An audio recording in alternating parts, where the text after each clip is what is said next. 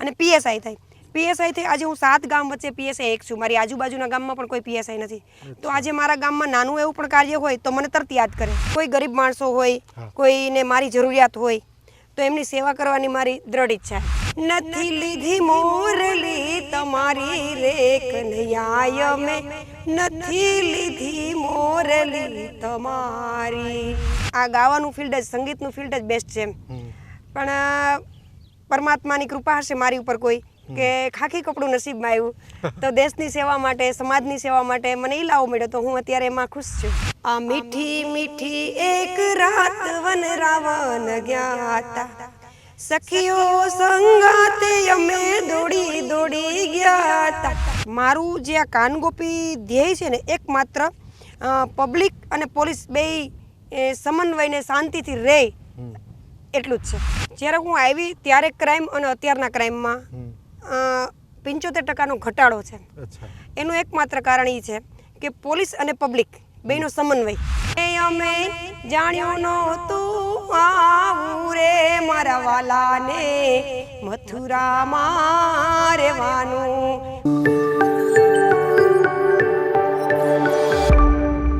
અને મિત્રો, લોકસંગીતની વાત કરતા હોય, લોકરક્ષકની વાત કરતા હોય અથવા તો સામાજિક સેવાની વાત કરતા હોય, આવી સેવાઓ સાથે જોડાયેલ લોકસંગીત ક્ષેત્રે જોડાયેલ અનેક વ્યક્તિઓને મળતા હોય છે. હાલ સ્ક્રીન ઉપર મારી ડાબી બાજુ મિત્રો નિહાળી શકો છો, આમ તો કલાકારોને મળીએ છીએ, પરંતુ કલ્યાણપુર તાલુકો એટલે કે દ્વારકાની નજીક કલ્યાણપુર તાલુકો અને ત્યાંના પીએસઆઈ એટલે ઉષા મેડમ અખેડ આજના કાર્યક્રમમાં મિત્રો આપણી સાથે જોડાયેલા છે. બેન, ખૂબ ખૂબ કાર્યક્રમમાં સ્વાગત. આ એક સમન્વય થયો બેન. અમે પરિવાર છે આમ તો દર્શક મિત્રો, સુરીલો સંવાદનો પરિવાર. અને અહીંયા એ મિલન થાય છે, લોકરક્ષક એટલે લોકોની સેવા કરવી, લોકોનું રક્ષણ કરવું અને સાથે સાથે લોક સંગીત રૂપી સેવા. આ બંનેનો સમન્વય ક્યાંક જોવા મળતો હોય, બંનેનો સમન્વય થયો ને એ વાતનો આનંદ છે. બેન, અનેક વાતો કરશું વચ્ચે વચ્ચે, પણ તમારી એક લોક આ સેવા ભાવનાની સાથે સાથે મેં કીધું ને લોકસંગીત એટલે કે આપણે એમાં એક પોઈન્ટ લઈએ કે કાન ગોપી કીર્તન મંડળી. હવે આ પોલીસ લાઈન, તમે પીએસઆઈ છો એમાંય કાન ગોપી એટલે આ બંને પોઈન્ટ અલગ, છતાં એમાં રહીને લોકસંગીત રૂપી સેવા કાન ગોપીમાં સરસ મજાના કીર્તન સંભળાવો છો ને એ વાતનો આનંદ છે. અને લોકો એ પ્રતિકથી ઓળખે છે. કીર્તન ગાવ છો ને એને લીધે લોકો ઓળખે છે, તમારા એ ગીતો સાંભળે છે. બેન, અનેક વાતો કરશું વચ્ચે વચ્ચે, પણ થોડો પરિચય આપો તમારો કે આ ક્ષેત્રમાં ક્યારથી અને આમાં રસ કેમ પડ્યો ખાન ગોપીમાં? હું આમ તો મારે 27 વર્ષની નોકરી થઈ અને પીએસઆઈ તરીકેની પણ 8 વર્ષ જેવી નોકરી થઈ છે. પણ મારા પપ્પા બહુ પહેલાં, હું જ્યારે નાની હતી ત્યારે મારા પપ્પા કાનગોપી રમતા અને મારો પરિવાર આખો બધો વૈષ્ણવ, એટલે એ લોકો પહેલેથી કાનગોપીમાં એમને રસ. અને મારું મૂળ ગામ જુનાગઢ જિલ્લાનું દાત્રાણા ગામ છે અને પ્યોર વૈષ્ણવ, એટલે પદ ગાતા હોય, પછી કીર્તન ગાતા હોય, ધોળ ગાતા હોય, એટલે મને પણ એમાં ધીમે ધીમે રસ જાગ્યો. પણ ત્યારે કેવું હતું, મારી ઉંમર બહુ નાની હતી, એટલે એવું કે ભાઈ તમારથી ના ગવાય એમ. પપ્પા જ્યારે પેટી વગાડતા તો મને એવું થતું કે મને પણ આવડતી હોય ને હું પણ વગાડતી હોય તો કેવી મજા આવે. પણ ધીમે ધીમે સમય જતા પછી હું પોલીસ ખાતામાં ભરતી થઈ ગઈ અને પોલીસમાં નોકરી કરી. પછી ધીમે ધીમે ધીમે હું પીએસઆઈ થઈ. પીએસઆઈ થયા પછી જે વિસ્તારમાં હું નોકરી કરું છું એ વિસ્તાર એવો છે કે એક કૃષ્ણ પ્રેમી, કલ્યાણપુર એટલે દેવભૂમિ દ્વારકાનું મોસ્ટલી અહીંયા જાજે ભાગે આહિર સમાજની વસ્તી છે, એટલે બધા કૃષ્ણ પ્રેમી. તો મને તો જેવું જોતું તેવું જડી ગયું. એટલે ચૈતર મહિનો આવે એટલે અહીંયા ગામડે ગામડે કાનગોપી હોય જ. અને મારું એવું છે કે મને કોઈ આમંત્રણ દે કે ના દે, પણ કાનગોપી હોય એટલે હું જાવ જ તે. એમાંથી મને ધીમે ધીમે વધારે વધારે રસ લાગતો ગયો અને હું કાનગોપી ગાતી ગઈ. આ તમારો નિજાનંદ છે. જી સર. આમ તો તમે આ આહિર પરિવાર, અખેડ એટલે આહિરમાંથી આવ્યા છો ને? હા, હું આહિર છું. એટલે મૂળ કૃષ્ણ પ્રેમી અને સેવા પ્રેમી. અમે ગીતો ગાતા હોય, અમે વચ્ચે વચ્ચે યાદી કરતા હોય બેન કાર્યક્રમમાં કે માથણા કપાણાયના ઘંટીએ દરાણા, પછી ચૂલે રે ચડીને ભાણે પીર હાણા રે, જમનારા કોઈ ના મળ્યા. આ ભાવ છે. વચ્ચે કીર્તને સંભળાવું છું, કારણ કે મેન લોકો જો આકર્ષણનું કેન્દ્ર હોય તો કીર્તન. વચ્ચે તમારું આમ લોકોને ગમતું હોય એવું ઘણા કીર્તન સાંભળશું, પણ એકાદું ગમતું હોય એવું કીર્તન બેન સંભળાવો. दे दे मुरलिया तू मेरी रानी राधा, दे दे मुरलिया तू मेरी। નથી લીધી મોરલી તમારી રે કનૈયા મેં, નથી લીધી મોરલી તમારી। નથી સોનાની વાલા નથી રૂપાની, નથી સોનાની વાલા નથી રૂપાની, લીલુડા વાસની વઢાવી રે કનૈયા મેં, નથી લીધી મોરલી તમારી। નાનપણ હોય ત્યારે ક્ષેત્ર વિચારેલું હોય કે આ ક્ષેત્રમાં મારે જવું, આ કામ મારે કરવું, એટલે મને એવું લાગે તમે નાનપણમાં એવી ઈચ્છા ખરી કે કલાકાર થવું, કલાકાર ક્ષેત્રમાં જવું, એવું બનેલું? હા, હું નાની હતી ત્યારે હું મારા ગામની નવરાત્રિ હતી અને તેમાં હું ગવડાવા જાતી, ફ્રી સેવા, માતાજીના ગરબા ગવડા ફ્રી સેવા જતી।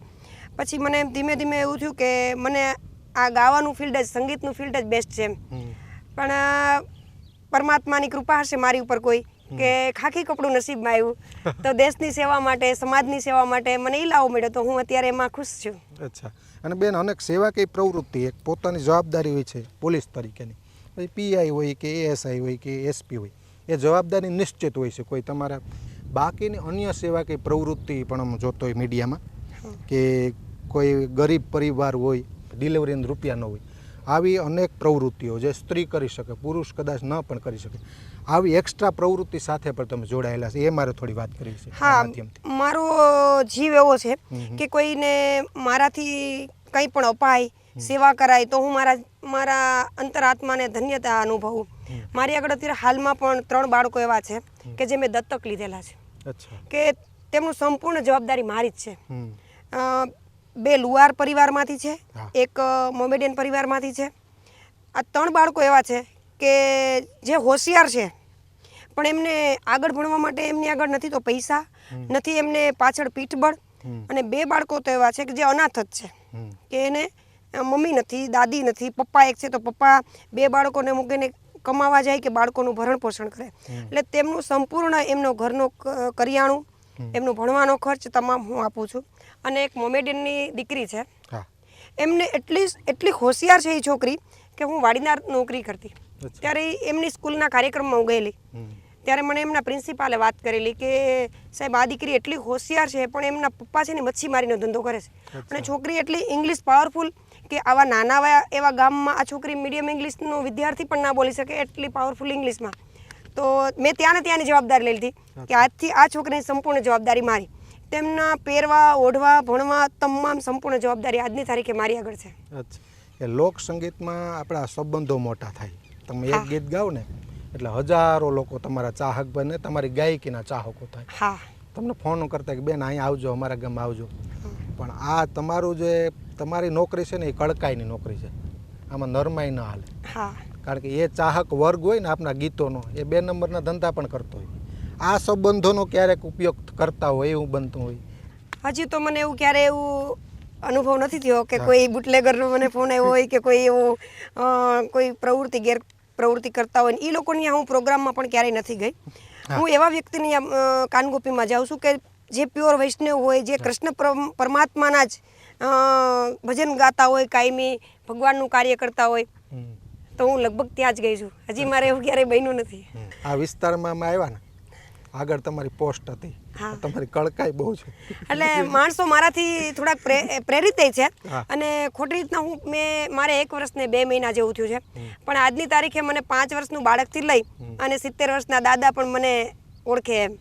મેં એવી એક છાપ અહીંયા આ વિસ્તારમાં ઊભી કરી કે નોકરીની સાથે સાથે હું મારું કર્મ પણ કરતી જાઉં છું, કે નોકરી તો મારી 58 વર્ષ છે જ, એ તો કરવાનું જ છે, પણ સાથે સાથે હું જે મને કૃષ્ણ પરમાત્માએ આ ધરતી ઉપર મોકલી છે તો હું મારું ભાતું પણ ભેગું બાંધતી જાઉં છું, સેવાનું કર્મ પણ કરતી જાઉં છું। બેન, આ ક્ષેત્રમાં કોઈ વિશેષ સન્માનો તમારી જે કારકિર્દી છે પીએસઆઈ સુધીની, એમાં વિશેષ સન્માનો મળ્યા આપને કોઈ? હા, સરકાર તરફથી? હા, મને મારા આઈજી સાહેબ તરફથી શિલ્ડ મળેલું છે, તેમજ મારા એસપી સાહેબ તરફથી મને સન્માનિત કરેલી છે, અને હું જે ગામમાં જાઉં છું એ ગામમાં તો મારું સન્માન પબ્લિકે પણ કરેલું જ છે, અને એમાં પણ મારી 27 વર્ષની નોકરીમાં જે મને કલ્યાણપુર તાલુકાની પબ્લિકે જે મને સન્માન આપ્યું હા. એમાં હું કાયમી એની ઋણી રહીશ. વાહ. ફરીવાર એક આપણે કીર્તન સાંભળીએ, વાતોનો દોર આગળ ધપાવશું પણ તે પહેલાં કોઈ સારું તમને ગમતું ફરીવાર કીર્તન સાંભળીએ. મીઠી મીઠી એક રાત વન રાવણ ગયા તા, આ મીઠી મીઠી એક રાત વન રાવણ ગયા તા, સખીઓ સંગાતે અમે દોડી દોડી ગયા તા, આ મીઠી મીઠી એક રાત વન રાવણ ગયા તા, સખીઓ કહે છે તમે સુણો જશો માતજી, બંસરી ના નાદ અમે ભાન ભૂલી ગયા તા, આ મીઠી મીઠી એક રાત વન રાવણ ગયા તા. વાહ બેન. બેન આમાં એક વચ્ચે લોકો પ્રશ્ન કરતા હોય કે કોઈ પણ બીજા ક્ષેત્રવાળો કીર્તન ગાય અથવા તો ડાયરામાં 2 ગીતો ગાય તો 1 ગીત 2 ગીત 5 ગીત એને એક મર્યાદા હોય. તમે ગીત અનેક 2-3 કાર્યક્રમ છે ને તો દરેક ગીત કોઈ રિપીટ નથી થતા. ના, પણ હું મારું રૂટિન મુજબના સમયમાં પણ લગભગ હું ગણગણાવતી જ હોય છું. અચ્છા. મને લગભગ બધા ગાતી જ જોઈએ છે.